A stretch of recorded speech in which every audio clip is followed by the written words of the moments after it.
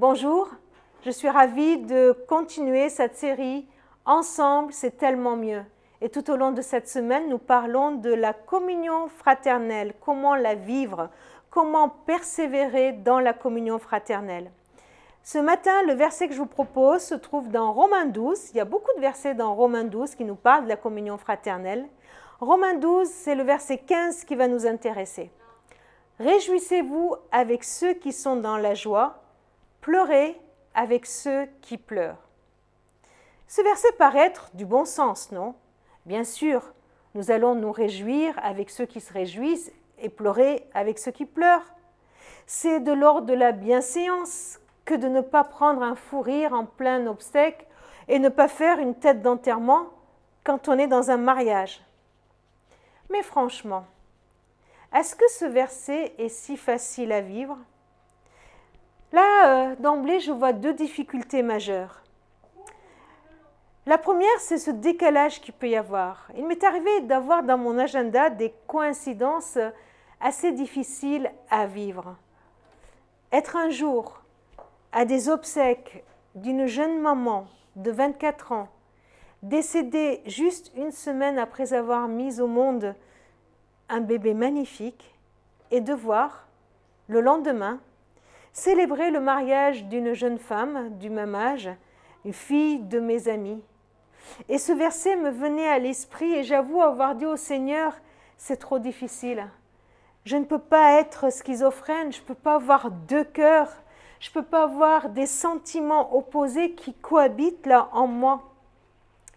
La deuxième difficulté que j'y vois est justement cette impossibilité parfois de vivre le chagrin de l'autre ou même la joie de l'autre et que cela ne m'atteigne absolument pas.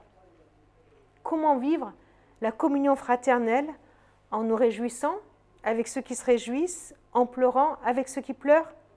Peut-être en essayant justement de nous décentrer de nous-mêmes et en essayant de comprendre ce que l'autre vit.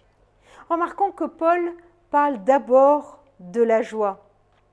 Jean Chrysostome dit « L'envie rend beaucoup plus difficile de partager la joie des autres que leur peine. » Et commentant cette phrase de Paul, Chiara Lubich écrivait « Pour aimer chrétiennement, il faut se faire un avec chaque frère, entrer aussi profondément que possible dans son âme, comprendre ses soucis, ses exigences, partager ses souffrances, ses joies, se pencher vers lui, se faire lui.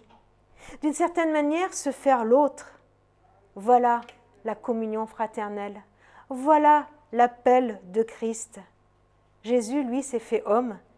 Il s'est fait l'un de nous. Et de cette manière, le prochain se sent compris, soulagé. Il existe un secret pour vivre cette dimension de l'amour. C'est ne pas se focaliser sur nos propres préoccupations, mais renforcer notre union à Dieu. Et plus nous renforcerons notre union à Dieu comme un arbre qui renforce ses racines, et bien plus les branches de cet arbre pourront s'étendre et plus nous pourrons arriver à approfondir nos relations avec les autres, à partager joie, porter des fardeaux de ceux qui nous entourent, à ouvrir notre cœur aux autres et devenir aptes à les accueillir. En vivant ainsi, nous verrons les choses changer autour de nous là où nous sommes. Nous verrons des relations dans nos familles, avec nos amis, dans nos écoles, dans notre lieu de travail, dans notre communauté, beaucoup plus solides et vraies.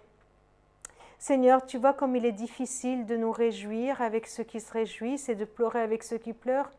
Je te demande de nous aider à nous décentrer sur nous et aller vers l'autre.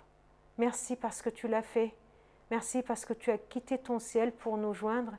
Et tu le fais chaque jour, tu nous rejoins là où nous sommes. Alors nous voulons, Seigneur, apprendre de toi, recevoir de toi, de l'aide pour le faire avec nos frères et sœurs qui nous entourent. Amen. Que Dieu nous aide à être en communion avec les autres. À demain.